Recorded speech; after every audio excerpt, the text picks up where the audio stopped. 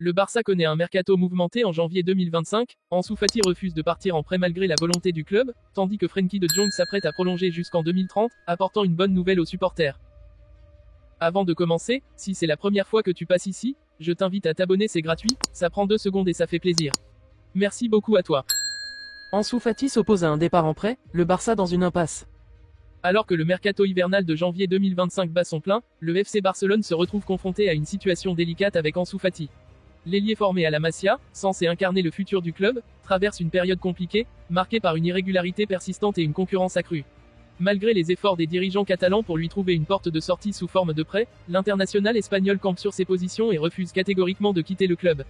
Le Barça, en quête de solutions financières pour alléger sa masse salariale et offrir du temps de jeu aux jeunes talents émergents, avait identifié Ansu comme l'un des joueurs pouvant partir temporairement afin de retrouver son meilleur niveau.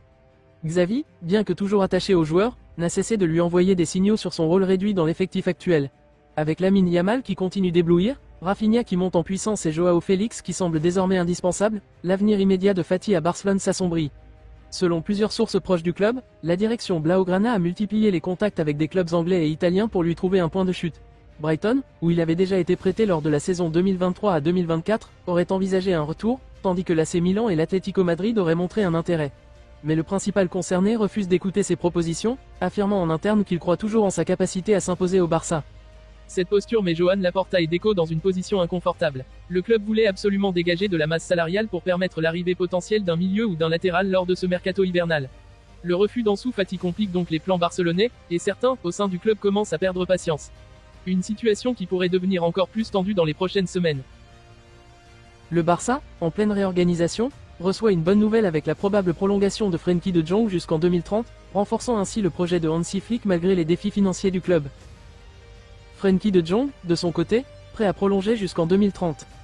Si le Barça fait face à un casse-tête avec Ansu Fati, une autre nouvelle vient apporter un souffle positif aux dirigeants et aux supporters. Frenkie de Jong aurait finalement décidé de prolonger son aventure avec le FC Barcelone jusqu'en 2030. Le milieu néerlandais, dont l'avenir a longtemps été incertain en raison des tensions financières du club, semble aujourd'hui déterminé à poursuivre son histoire en Catalogne.